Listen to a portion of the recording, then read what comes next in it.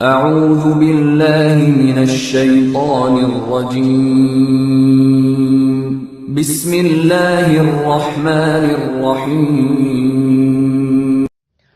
ওয়ালাইকুম আসসালাম রহমতুল্লাহ বরকাতু। শহীদিন শিক্ষি গ্রুপ নং 11-তে সম্মানিত ভাই হিলাল মালয়েশিয়া থেকে জিজ্ঞাসা করেছেন যে আমরা যে সলাত বা দুরূদ পড়ি নামাজে শেষ তাশাহুদে সলাত ইব্রাহিমিয়া আল্লাহুম্মা সাল্লি আলা মুহাম্মাদ ওয়া আলা আলি মুহাম্মাদ, এই দুরূদের বাইরে আর কোনো দুরূদ আছে কিনা নামাজের পরে? কেননা সম্মানিত ভাই বলেছেন যে আমি একটা আলোচনা শুনলাম যে একজন বক্তা বলছেন যে একটি দুরূদ আছে, সেই দুরূদটি যদি জুমার দিন ৮০ বার পড়া হয় তাহলে আল্লাহ রাব্বুল আলামিন ৮০ বছরের গুনাহ মাফ করে দেন। তো সেই দুরূদটা কি এবং সেটা সহিহ হাদিসে আছে কিনা সম্মানিত ভাই জিজ্ঞাসা করেছেন। সম্মানিত ভাইকে সুন্দর প্রশ্ন আরোপ করার জন্য ধন্যবাদ। বিসমিল্লাহ ওয়াসসালাতু ওয়াসসালামু আলা রাসূলিল্লাহ ওয়া আলা আলিহি ওয়া সাহবিহি ওয়া মান ওয়ালা। নবী করিম সাল্লাল্লাহু আলাইহি ওয়াসাল্লামের প্রতি সালাত বা দুরূদ পাঠ করা একটি গুরুত্বপূর্ণ ইবাদত। নামাজের মধ্যে সেটা শেষ তাশাহুদে আত্তাহিয়াতু পরে পড়া হচ্ছে নামাজের রুকুন বা ওয়াজিব, পড়তেই হয়, নামাজ অন্যথায় নামাজ সহি হয় না। আর নামাজের বাইরে যে কোনো সময় চলতে ফিরতে, দিনে রাত্রে উঠতে বসতে সব ক্ষেত্রেই দুরুদে ইব্রাহিম পাঠ করা বা নবী সাল্লাল্লাহু আলাইহি ওয়াসাল্লামের প্রতি দুরূদ পাঠ করা একটি শ্রেষ্ঠ ইবাদত। যেহেতু নবী সাল্লাল্লাহু আলাইহি ওয়াসাল্লাম বলছেন, মান সাল্লা আলাইয়া মাররাতান সাল্লাল্লাহু বিহা আশারা, যে ব্যক্তি আমার প্রতি একবার দুরূদ পাঠ করবে আল্লাহ রাব্বুল আলামিন তার প্রতি ১০ বার রহমত নাযিল করবেন। অন্য রিওয়ায়াতে আসছে যে আল্লাহ রাব্বুল আলামিন তাকে ১০টি নেকি দিবেন, 10টি গুনাহ মাফ করে দেবেন। তাই দুরূদ বা সালাত নবী সাল্লাল্লাহু আলাইহি ওয়াসাল্লামের প্রতি পাঠ করা একটি শ্রেষ্ঠ এবং গুরুত্বপূর্ণ ইবাদত, যা সর্বসময়ের জন্য সব সর্বক্ষেত্রে, বিশেষ করে শুধুমাত্র প্রস্রাব পায়খানা বা অপবিত্র জায়গায় যে জায়গায় ব্যতীত, প্রস্রাব পায়খানা করা ব্যতীত, এবং এর জন্য অজু প্রয়োজন নাই, বরং যে কোনো সময় রাস্তাঘাটে, অফিসে, বাড়িতে, সর্বক্ষেত্রে সব জায়গাতে পড়া যাবে।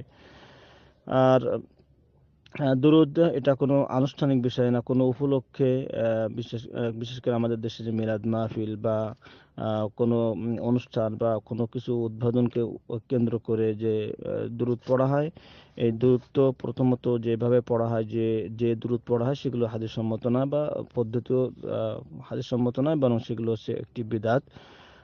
তাই দুরূদ কোনো অনুষ্ঠানকে কেন্দ্র করে পড়ার বিষয় না, বা মিষ্টি সিন্নি বা তাবারক বা পয়সা আসবে সেই উদ্দেশ্যে দুরূদ পড়ার কোনো দুরূদ পড়া ঠিক নয়, বা দুরূদ এই জন্য পড়া এটা ঠিক নয়। বরং দুরূদ হচ্ছে শ্রেষ্ঠ ইবাদত। কিন্তু সম্মানিত ভাই যে প্রশ্নটি করেছেন যে জুমার দিনে যে দুরূদ পড়লে ৮০ বছর গুনাহ মাফ হয়, ৮০ বার পড়লে, এই যে বিষয়ে যে হাদিসটি আসছে যে যে ব্যক্তি দুরূদ জুমার দিনে আমার প্রতি ৮০ বার দুরূদ পাঠ করবে আল্লাহ রাব্বুল আলামিন তাকে ৮০ বছরের গুনাহ মাফ করে দেবেন। এই হাদিসটি হাদিস মাওযু, হাদিসুন মাওযুউন। এই হাদিসটি হচ্ছে জাল, তৈরিকৃত হাদিস। এটা রাসূল সাল্লাল্লাহু আলাইহি ওয়াসাল্লামের কোনো হাদিস নয়। এটা রাসূল সাল্লাল্লাহু আলাইহি ওয়াসাল্লামের নামে এই হাদিসকে তৈরি করা হয়েছে। এটা হাফেজ আল ইরাকি তিনি তার কিতাব তাখরিজুল আহিয়া, এই কিতাবে এই দুরূদকে মাওযু বলেছেন।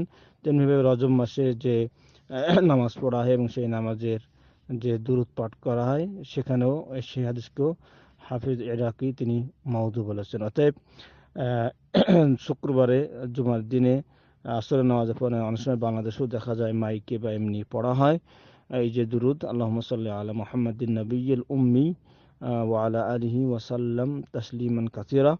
এই দুরূদ এটা সুন্নতি দুরূদ নয়, সহিহ হাদিসে বর্ণিত দুরূদ নয়, বরং সহিহ হাদিসে বুখারী, মুসলিম, নাসাই হাদিসে যে দুরূদগুলি আছে সেটা হচ্ছে সহিহ হাদিসে বর্ণিত। যেহেতু বুখারী, মুসলিম এবং নাসাইর রাওয়ায়াতগুলি সহিহ।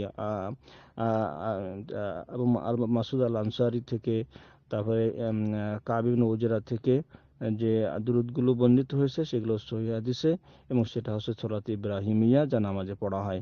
অতএব সম্মানিত ভাই যে দুরূদের কথা বলেছেন, যেটা উল্লেখ করা হলো এবং যার ফজিলত এসেছে যে 80 বছরের গুনাহ মাফ হবে, এই হাদিসটা জয়ীফও নয়, হাদিস হচ্ছে মাউযু, বানোয়াট হাদিস, জাল হাদিস, এর উপরে আমল করা জায়েজ নেই। আল্লাহ রাব্বুল আলামিন আমাদেরকে সহিহ হাদিসে বর্ণিত দুরূদে ইব্রাহিম সার্বক্ষণিক আমাদেরকে পড়ে প্রত্যেকবারের বিনিময়ে 10 বার রহমত পাওয়ার, 10টি গুনাহ এবং 10 মাফ করে নেওয়ার এবং 10টি নেকি আল্লাহর কাছে পাওয়ার তৌফিক দান করুন। আমিন। হাদা ওয়া সাল্লাল্লাহু আলা নবিয়িনা মুহাম্মদ ওয়া আলা আলিহি ওয়া সাহবিহি আজমাইন। আসসালামু আলাইকুম ওয়া রাহমাতুল্লাহি ওয়া বারাকাতুহু।